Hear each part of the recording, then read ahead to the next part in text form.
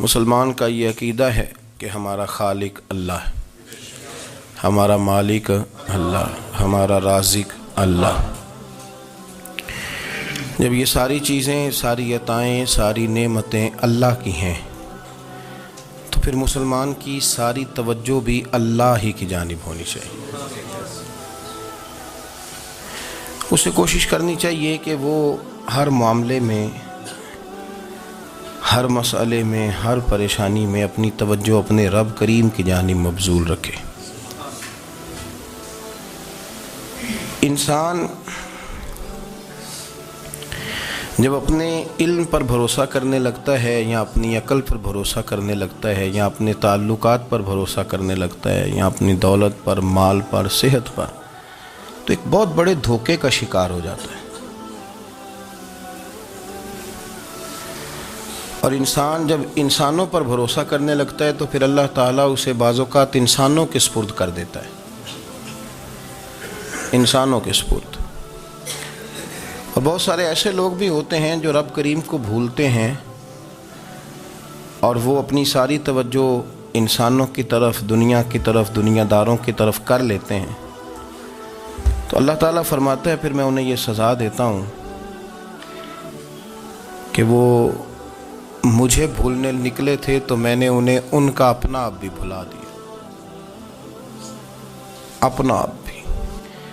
جب یہ نظریہ بن گیا، جب یہ ذہن بن گیا کہ پیدا اللہ نے کیا ہے، دینا اللہ نے ہے، عطا کرنے والا اللہ ہے، نوازنے والا اللہ ہے، تو پھر ساری توجہ دنیا داروں کی طرف رکھنا، میں اللہ والوں کی طرف توجہ رکھنے کا قائل ہوں، میں وہ سمجھتا ہوں، ہم اس چیز کے قائل ہیں، لیکن وہ بھی کوئی آستانہ ہے کہ جہاں حق مرشد کا نعرہ تو بڑا لگے پر رب کا نام ہی نہ سننے کو ملے۔ یہ بھی کوئی بات ہوئی کہ جہاں یہ تو نعرہ زور سے لگے کہ جیوے جیوے مرشد جیوے، لیکن استغفار کا درس ہی نہ ملے۔ جہاں ہر وقت یہ بتایا جائے کہ یہاں آ گئے تو بچ گئے، کیسے بچیں گے؟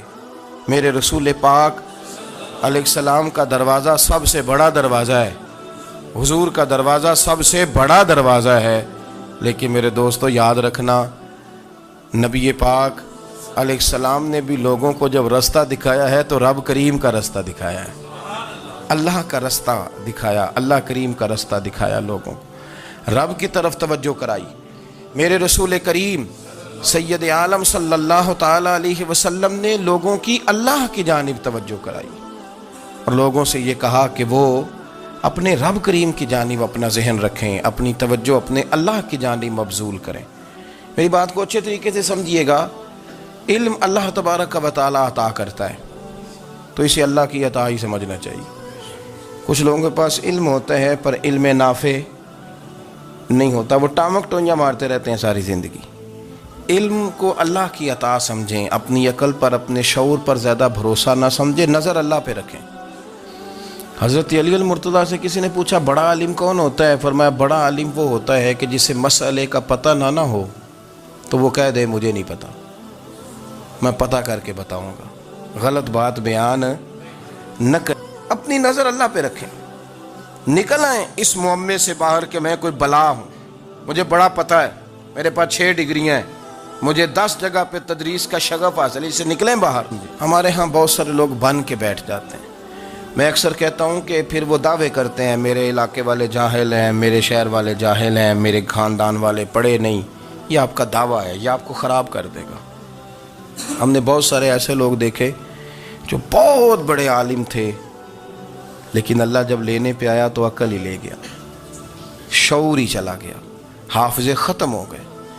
آپ دیکھتے ہیں بڑھاپے میں کچھ لوگ ایسے ہوتے ہیں کہ جن کو یہ بھی یاد نہیں رہتا کہ میرا نام کیا ہے، میں کہاں ہوں، مجھے کدھر جانا ہے، تو اس وقت سے اللہ کی پناہ مانگیں اور اپنی نظر اپنے رب کریم کی جانب رکھیں، اللہ کی جانب اپنی نظر کو مبذول رکھیں۔ دوسری بات، علم کے بعد ایک چیز آتی ہے جس کا نام ہے ہدایت، جس کا نام ہے تقوی، جس کا نام ہے پرہیزگاری، جس کا نام ہے عمل، عبادت، ریاضت۔ یہ بھی اسی وقت ہی نصیب ہوتی ہے جب میرا رب کریم نصیب فرما دیتا ہے۔ ہم نے نا نیکی کا اپنا اپنا سٹیٹس بنا لیا ہے، اپنا اپنا معیار بنا لیا ہے۔ کچھ لوگ کہتے ہیں کہ جناب مسجد میں سیمٹ کا توڑا دینے سے بہتر ہے کسی غریب کو آٹے کا تھیلا دے دو۔ اب اس نے اپنا مزاج بنا لیا نا نیکی کا، اس نے اپنا سٹیٹس بنا لیا۔ میرا یہ سوال ہے کہ نبی پاک صلی اللہ تعالیٰ علیہ وسلم جب مدینہ شریف آئے تھے تو حضور نے سب سے پہلے غریبوں میں آٹا تقسیم کیا تھا کہ سب سے پہلے مسجد بنائی تھی؟ کیا عجیب لوگوں کا رنگ ہے، اپنی مرضی کی ہدایت، اپنی مرضی کا تقوی، اپنی مرضی کا معیار۔ مسجد کوئی بڑا چھوٹا خطیب بھی میری طرح کا ہو نا تو وہ مسجد میں بیٹھ کے جب نبی پاک کی بات کرتا ہے تو کہتا ہے میرے رسول پاک غریبوں کا سہارا بن کے آئے۔ وہ غریبوں کی بات کرتا ہے، مسکینوں کی، لاچاروں کی، کمزوروں کی بات۔ تو مسجد ہی تو وہ ادارہ ہے جہاں سے غریبوں کی بات ہو رہی۔ تو اب لوگوں نے غریب کو اور مسجد کو لڑانا شروع کر دیا، اس کو لڑاؤ کہ مسجد میں پیسے دینے سے بہتر ہے آپ غریب کو آٹے کا تھیلا دے دیں۔ آپ یہ کیوں نہیں کہتے کہ مسجد میں بھی آپ توڑا دیں ایک سیمٹ کا اور ساتھ غریب کو بھی خدمت کریں؟ یہ کیوں نہیں تقویٰ؟ اپنی اپنی مرضی کا مزاج، اپنی اپنی۔ کچھ لوگ کہتے ہیں چھوڑو جی، ساری زندگی انسان نماز پڑھتا رہے اور پھر گالیاں بھی دیتا رہے، بندہ داڑھی بھی رکھ لے اور جھوٹ بولنا بھی نہ چھوڑے۔ تو یہ آپ نے اپنے پاس سے تقوی کا معیار بنایا۔ گالی دینے کا گناہ ہے اور داڑھی رکھنے کا ثواب ہے۔ تو اگر آپ داڑھی رکھے ہوئے ہیں اور آپ کوئی غلطی کر رہے ہیں تو اس سے آپ کی داڑھی کا ثواب ختم، اللہ کرے آپ کو سمجھ آئے میری بات۔ آپ کوئی غلطی کر رہے ہیں، داڑھی کا ثواب اس سے ختم، وہ اپنی جگہ پہ قائم ہے چیز۔ اپنی مرضی کا کیوں تقوی کا معیار بناتے ہیں؟ تقوی کا مزاج اپنی مرضی کا نہ بناؤ۔ اللہ کی بارگاہ سے دعا مانگو کہ یا اللہ ہمیں ہدایت کا نور عطا فرما، اللہ تو ہمیں رستہ دکھا، تو بتا کہ ہدایت کیا ہے۔ تو رب فرماتا ہے اللہ ولی الذین آمنوا، اللہ مومنوں کا مددگار ہے، یخرجہم من الظلمات الی النور، وہ انہیں اندھیروں سے نکالتا ہے اور نور کی طرف روشنی عطا فرماتا ہے۔ اندھیروں سے نور کی طرف اللہ لاتا ہے۔ اللہ ولی، اللہ مومنوں کا ولی ہے، وہ انہیں اندھیروں سے نور کی طرف نکالتا ہے۔ ہدایت ہمیشہ اللہ کی طرف سے سمجھے۔ جب وہ نماز کی توفیق دیتا ہے تو اپنے فضل سے دیتا ہے، جب وہ ذکر کی توفیق دیتا ہے تو اپنے فضل سے۔ ہم سمجھتے ہو ہو جی فلانا نہیں پڑھ رہا بڑا بیوقوف ہے، فلانا نہیں پڑھ رہا، تو تم کیا اپنی عقل کے زور پہ پڑھ رہا ہے؟ میں جی اللہ کے فضل سے 2 سپارے پڑھتا ہوں، تو کس پہ احسان کرتے تو 2 سپارے پڑھ کے رویا کر۔ کہا اگر مالک تو بڑا قریب نہیں، بڑے لوگ ہیں جن کو پورا قرآن حفظ ہے پر انہیں پڑھنے کی توفیق نہیں، تو انہیں فضل کیا اور مجھے توفیق دے دی ہے پڑھنے کی۔ رویا کر، پڑھ کے رویا کر، راتی ساری کر کر زاری، وہ نیند اکھاں تھی توندے تے فجرے اوہی گناہگار کہاون سب تو نیوے ہوندے۔ مہربانی کریں، ڈریں، نیکی کریں تو پھر ڈریں، پھر احساس پیدا کریں، پھر اپنے اندر وہ کمزوری لائیں، کہیں توبہ توبہ مجھے تو پتہ ہی نہیں، تو جانتا ہی نہیں۔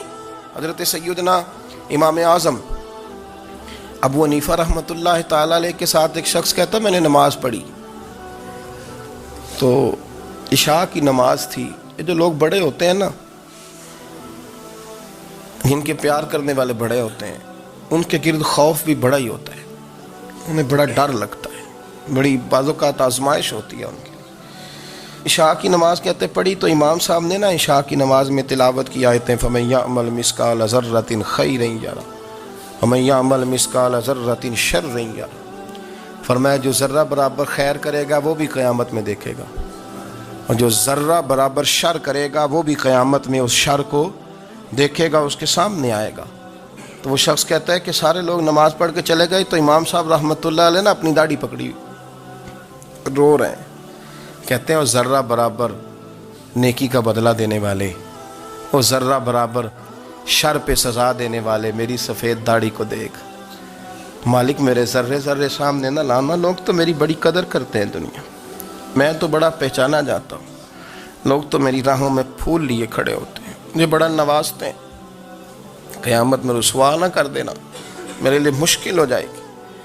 وہ کہتے ہیں میں نے امام صاحب کا درد دیکھا، مجھے کوئی کام تھا تو میں چلا گیا، میں نے کہا کہ وہ اس وقت اللہ کے حضور حاضر ہیں تو میں دوبارہ آؤں گا۔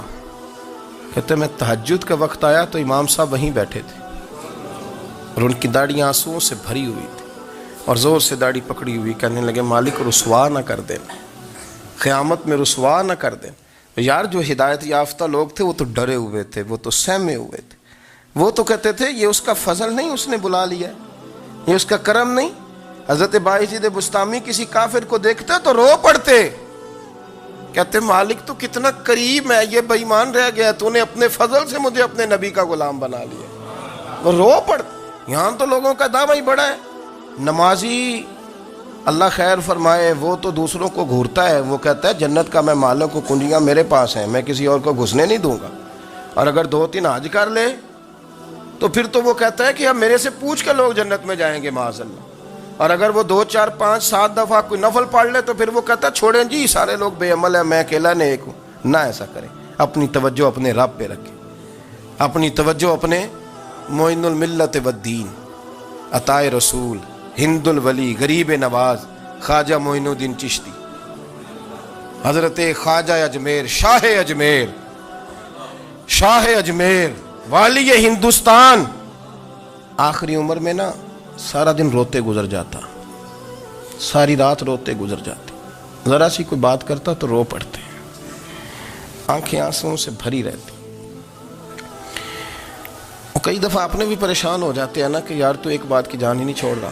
تو خواجہ قطب الدین صاحب بختیار کاکی سے لوگوں نے کہا کہ آپ مرشد سے بات کریں، اتنا بھی تو نہیں نہ رونا چاہیے، ہر وقت اس کے آنسو کی کریے، عاشق دا کام ہی رونا تونا، تبھی نہ رویو نہیں منظوری، یہ عاشق سدا ہی روندا رہندا ہے، پاویں وصل ہوئے تے پاویں دوری، ہر وقت رونے کا کیا مطلب ہے؟ تو خواجہ قطب صاحب کہتے ہیں میں قریب گیا تو میں نے پیر دبائے، میں نے کہا سونیا لوگ تو کچھ بھی نہیں کرتے، تو نے تو کمال کر دیا، 90 لاکھ آدمی مسلمان کر دیا، دنیا کچھ نہیں کرتی، تو نے 50 سال ساری رات مصلے پہ بیٹھ کے رب راضی کیا، تو شہزادہ تھا، حضور کی اولاد تھا، لیکن معین الدین تیرا ایک پلاٹ بھی نہیں، تو نے طالب علم پالے، انہیں غریبوں کو دیا، تو نے نوازا، کوئی شے نہیں تیرے پاس، ہر چیز تو نے، ساری رات روتے ہو، سارا دن روتے ہو۔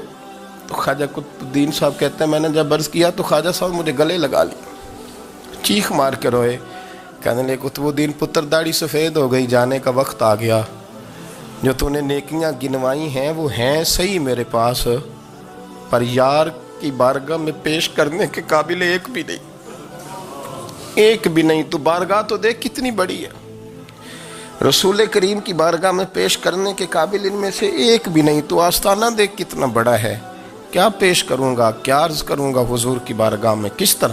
وہ یار جو بڑے تھے وہ تو ڈرے ہوئے تھے، سہمے ہوئے تھے، وہ تو بڑی آزمائش میں تھے، لیکن میرا اور آپ کا رٹا 2 نمازیں پڑھ کے 6 نمازوں کا دعویٰ کرنا اور لمبی چوڑی کہانیاں بنانا اور اپنے منہ سے اپنی تعریفیں کرنا، اس سے تھوڑا باہر آئیں۔ رزق بھی میرا اللہ ہی دیتا ہے، علم بھی اللہ دیتا ہے، رزق بھی۔ بڑے بڑے فقیروں کو مالدار ہوتے دیکھا، بڑے بڑے مالداروں کو فقیر ہوتے دیکھا، بڑے بڑے، میرے ایک بڑا سخی قسم کا سجن ہے، بڑا پیارا ہے، میں اسے سخی مانتا ہوں، میں نے اپنی پریشانیوں کے دنوں میں بھی اس شخص کو سخی دیکھا۔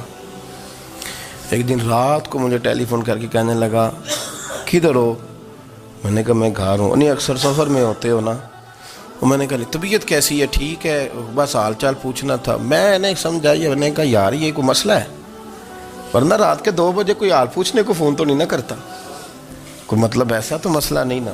تو میں نے بیک کال کی، میں نے کہا یار میری بات سن، مسئلہ کیا؟ کہ نہیں کچھ نہیں دل کر رہا تھا۔ میں نے کہا میری گل سن، رہے ہیں اسی 4-5 سال کٹھے، میں تین جاننا، اصل بات کر۔ کہنے لگا مکان بھی بڑا ہے، سارا کچھ ٹھیک ہے، پر وہ بڑا ہی بے نیاز ہے، کچھ حالات اس قسم کے آ گئے ہیں کہ لوگوں کو بتاؤں بھی تو لوگ ماننے کو تیار نہیں، زیادہ نہیں، مجھے نا تھوڑے سے پیسوں کی ضرورت ہے، کوئی 15-20 ہزار اگر مل جائیں، میری ضرورت۔ آپ یقین کریں میں روتا رہا ساری رات۔ میں نے کہا مہربانہ تیرا کس طرح کرانگے، اس سے لے کے زمانہ استعمال کرتا تھا، پر بے پرواہی ویخ نہ سجڑ دی، جتھے کسے دی پیش نہ جاوے، انہیں تاجہ والے در در رولے تے منگتے ہیں تخت بٹھاوے۔ سجنا کسے نو کارا مل دئی، کوئی کعبے خالی آوے، واللہ خیر الرازقین، وہ کہتے تو دائیں بائیں نہ جا، رزق تو تجھے میں دوں گا، میں ہوں بہتر رزق دینے والا۔ بڑے بڑے بادشاہ، بڑے بڑے شہنشاہ بڑے بڑے لوگ ہاتھوں میں کاسے